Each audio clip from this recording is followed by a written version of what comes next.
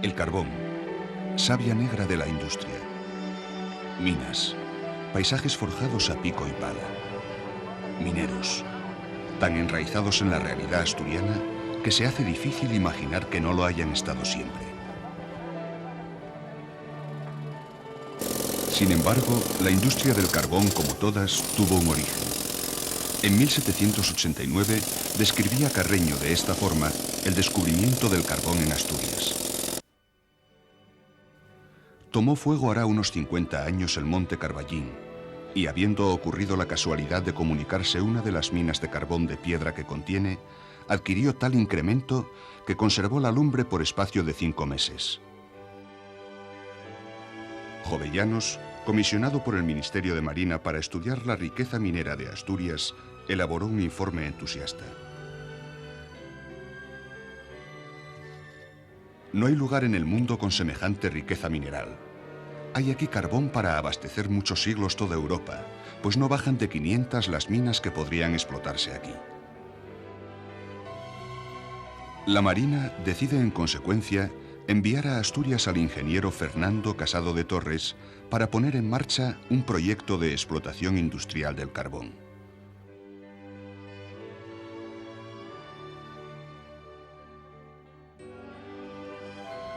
Las discrepancias entre Jovellanos y Casado de Torres sobre la forma de poner en marcha las explotaciones son inmediatas. Jovellanos proponía la construcción de una carretera que uniese las zonas mineras con el puerto de Gijón. Casado era partidario de aprovechar el río Nalón como vía de comunicación para acercar el carbón al mar. La discusión fue agria, pero mientras Jovellanos, vecino de Gijón, era acusado de mantener intereses localistas, el brillante historial técnico de Casado inclinó la balanza a favor de su proyecto. Venció la tesis de Fernando Casado de Torres y se construyó la navegación del río Nalón, haciendo unas obras importantísimas en el río Nalón, de defensas, de muros, de contención, de limpieza del fondo del río. La idea consistía en formar, a base de troncos clavados en el suelo, 2 paredes dentro del río por las que habría de discurrir el agua de tal forma que al estrecharse el cauce fueran las aguas más profundas y por ello navegables.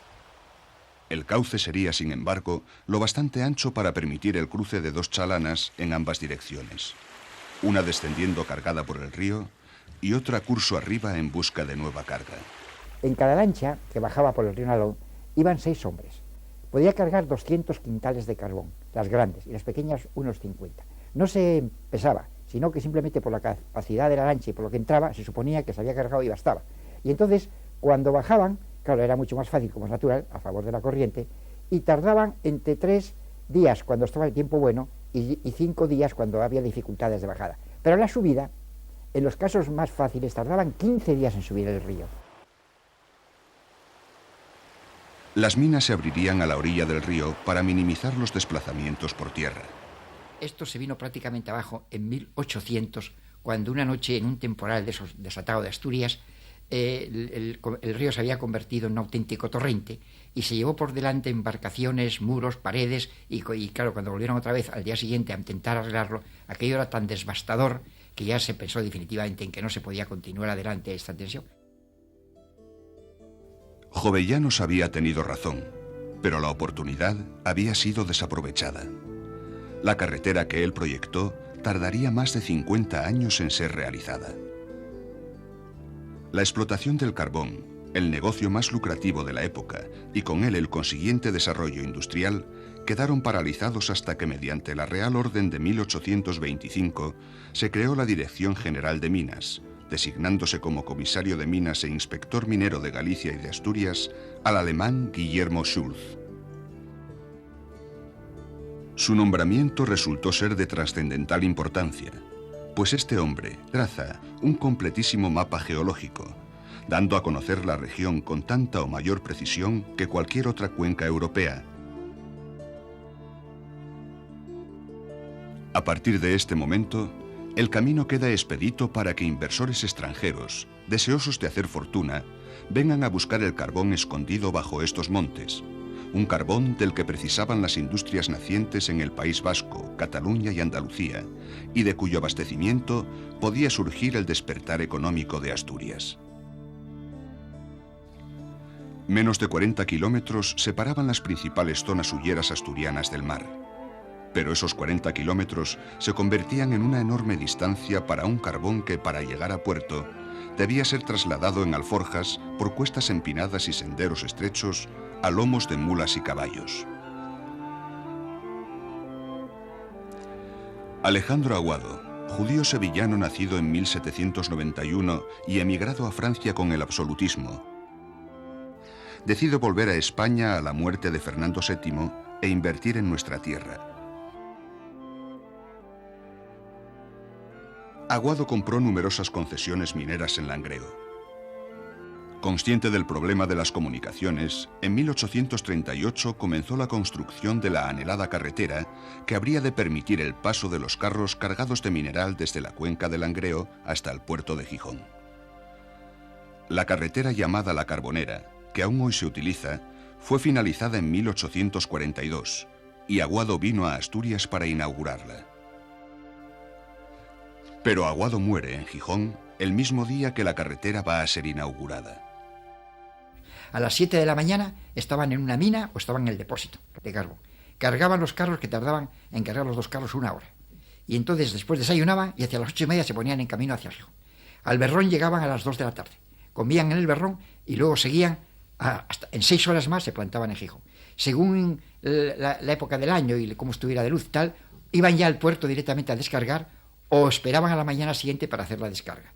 Estos hombres la descarga la hacían cuando tenía el carro báscula, saltaban los hierros que sujetaban la báscula y el carro descargaba hacia atrás. Pero cuando no, desenganchaban los bueyes y entonces el carro entero basculaba hacia atrás. Y luego le enganchaban una cadena al eje de ruedas para retirar el carro, que quedaba oprimido como natural por parte del carbón que no había salido fuera.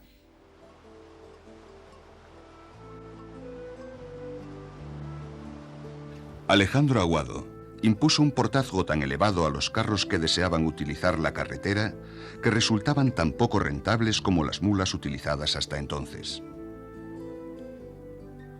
Asturias seguía siendo, aún bien entrado el siglo XIX, una región eminentemente rural. Las frecuentes hambrunas y la pobre alimentación a base de pan de maíz, la boroña o borona y castañas hacían que la esperanza de vida no pasara de los 35 años. La emigración se veía con frecuencia como la única salida. En 1850, coincidiendo con el espectacular incremento de la demanda de carbón, el duque de Riánsares, esposo de María Cristina, compra la mayor parte de las concesiones de Aguado y hace uso de su influencia política para obtener del gobierno ayudas en la construcción de un ferrocarril que uniera Langreo con el puerto de Gijón. Con la llegada de las primeras empresas mineras, las cosas empezaron a cambiar en la zona central asturiana. Primero en las laderas de las montañas, luego en los valles, fueron apareciendo agujeros de los que manaba carbón que parecía tener el brillo del dinero fácil, siempre que se estuviera dispuesto a arriesgar la vida.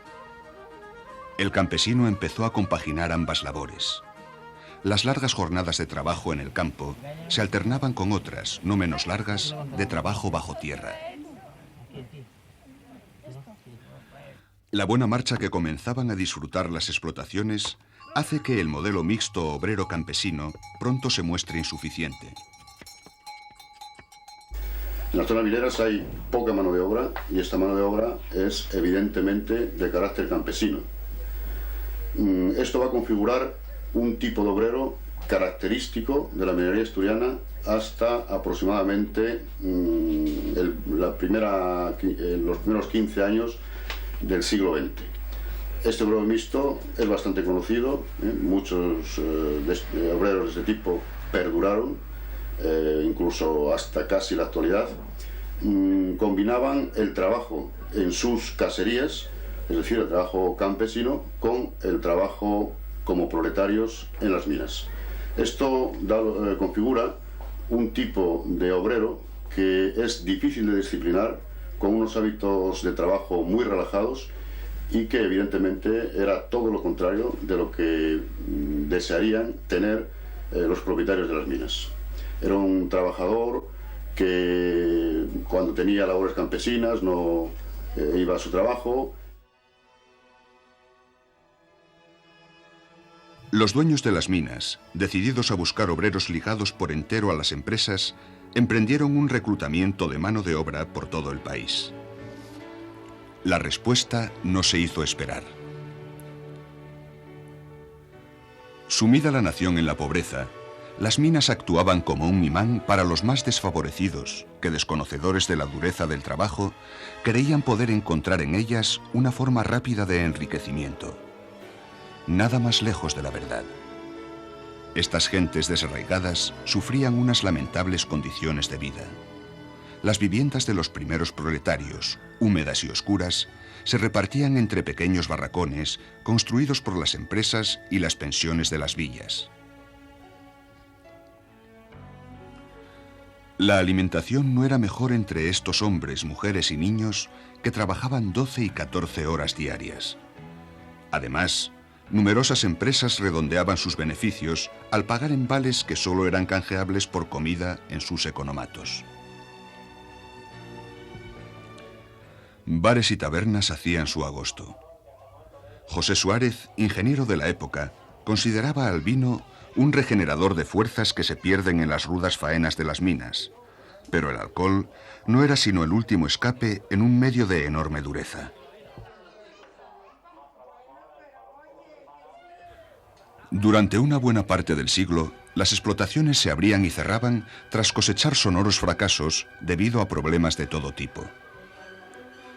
La coronación de Alfonso XII y el comienzo de la Restauración otorgan, tras décadas de agitación, una cierta estabilidad a la nación y con ella una mayor continuidad en las medidas proteccionistas, imprescindibles para poder competir con el carbón inglés. A su amparo, la población minera crece lenta pero firmemente, y con el comienzo del nuevo siglo, el modelo siderometalúrgico es ya el centro de gravedad de la industria regional. La Primera Guerra Mundial introducirá un drástico cambio en las condiciones de los mercados europeos. El carbón asturiano, con el resto de las naciones productoras inmersas en una terrible lucha, ve repentinamente desaparecer toda la competencia. Durante unos años pasa de necesitar subvenciones para sobrevivir a convertirse en el único que puede atender las necesidades nacionales, desde una situación de práctico monopolio.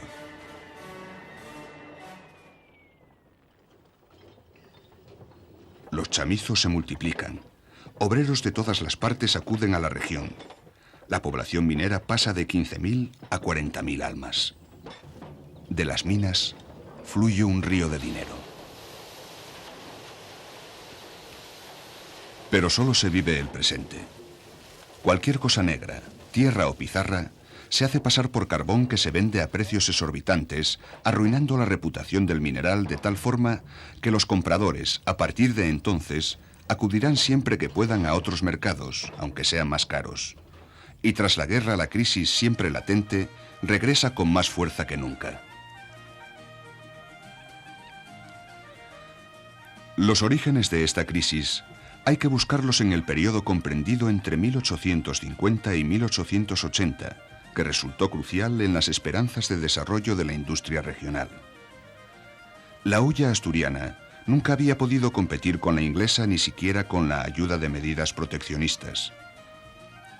La razón principal se descubría al examinar la calidad de nuestro carbón, que era blando y sucio, lo que obligaba a lavarlo. En este proceso, que incrementaba los costos, además se perdía una gran cantidad de mineral.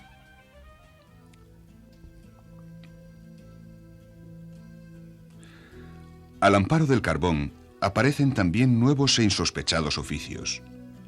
Chalaneros y carboneras comienzan a extraer del fondo de los ríos y de entre las arenas de las playas el carbón finamente fragmentado que arrastraban las aguas que se utilizaban para lavar el mineral a pie de mina.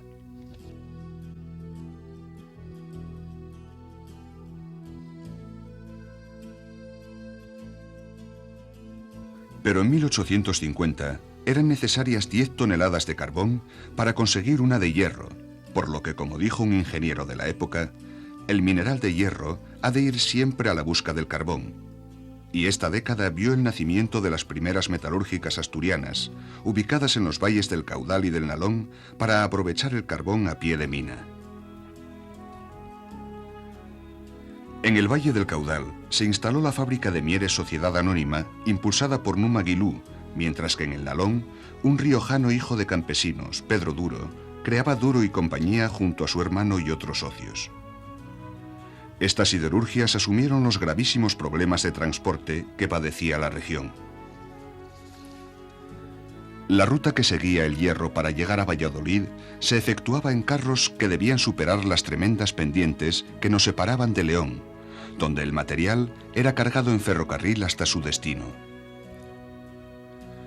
Si este era la capital de España, el hierro iba primero a Gijón, donde era embarcado hasta Alicante y desde allí a Madrid. Surgen proyectos de tender un ferrocarril para comunicar Langreo con Gijón y de construir un puerto carbonero en la costa. Solo hacía falta poner el carbón y el hierro a bajo precio en los mercados para transformar la región y convertir Asturias en una región próspera y desarrollada. En la pequeña Inglaterra que Aguado había soñado.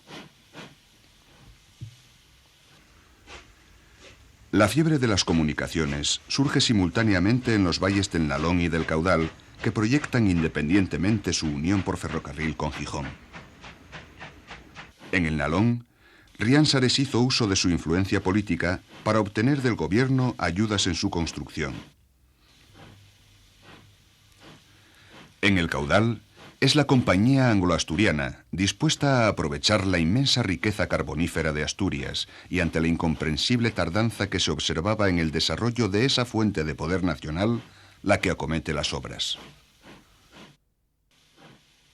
Riánsares, siempre gracias a su influencia política, consiguió forzar la disolución de su empresa, alegando que los accionistas no habían desembolsado el capital requerido por la legislación. Se retrasó así 30 años la unión por ferrocarril de Mieres con el mar. Mientras tanto, el ferrocarril de Riánsares avanzaba gracias a las ayudas gubernamentales, pese a que las obras, según palabras de un ingeniero inglés, eran realizadas con unas carencias técnicas de construcción en extremo evidentes. Pese a todos los problemas, la línea se inaugura en 1856, ya sin el control de Riánsares. La actitud de sus nuevos propietarios no fue desde luego la más adecuada para la región. Siendo este el único ferrocarril que unía las cuencas con el mar, mantenía una situación de auténtico monopolio. Pudo exigir, por tanto, unas tarifas tan elevadas que causaron continuas protestas de las compañías mineras, las cuales siguieron utilizando durante años la carretera como vía de transporte. La angustiosa carencia de vías de comunicación fue paliada en parte con la finalización de las obras del ferrocarril del Pajares en 1884, cuya demanda había conseguido unir por vez primera a todos los asturianos.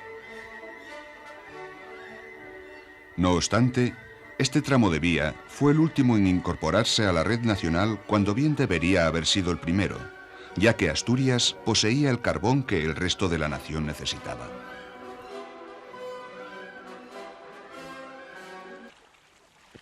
Pero quizás fue otra lucha de intereses la que peores consecuencias tuvo para la región. También en 1854, el gobierno ordena hacer un estudio comparativo entre el puerto de Luanco y el de Gijón para conocer cuál sería la mejor inversión que en beneficio de la industria y de la navegación en las ásperas costas de Asturias pudiera hacerse.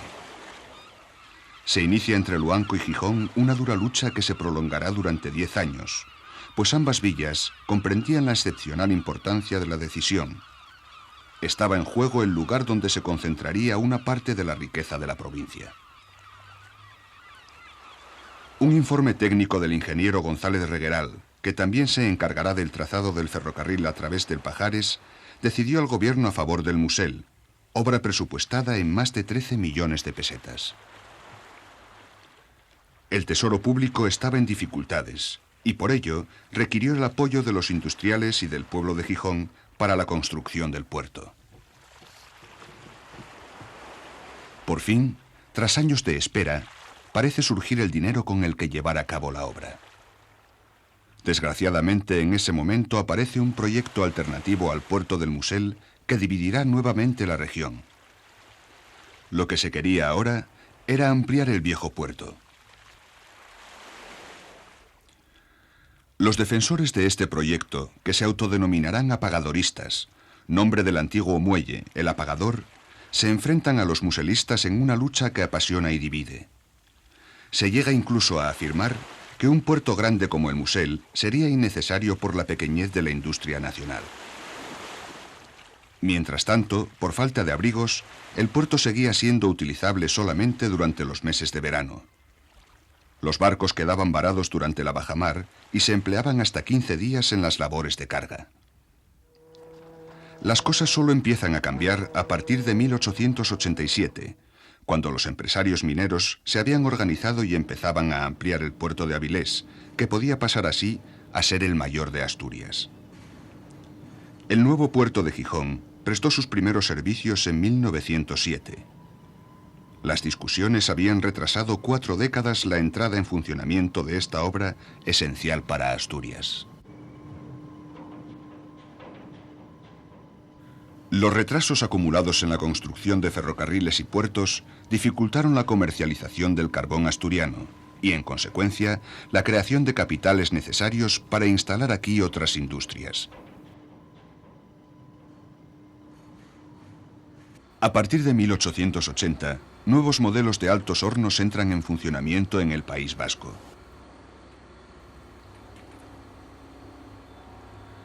Los Bessemer y Martin Siemens alteraban sustancialmente las proporciones necesarias de hierro y carbón. Tan solo serán necesarias 2 toneladas de carbón para fabricar una de acero. Será, por tanto, el carbón el que vaya a buscar el hierro de ahora en adelante.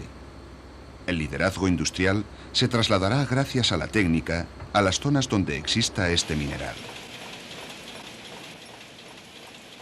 Al no crearse a tiempo una industria transformadora en Asturias, no se creó un mercado interno que propiciara el consumo.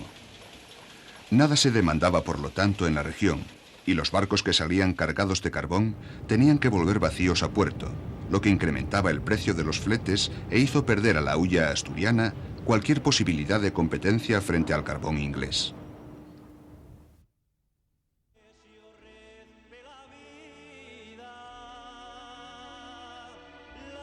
A partir de este momento, la producción de las cuencas dependerá constantemente del proteccionismo del gobierno central y de la coyuntura internacional para vender su producto por excelencia. Si hay pelos valles mineros,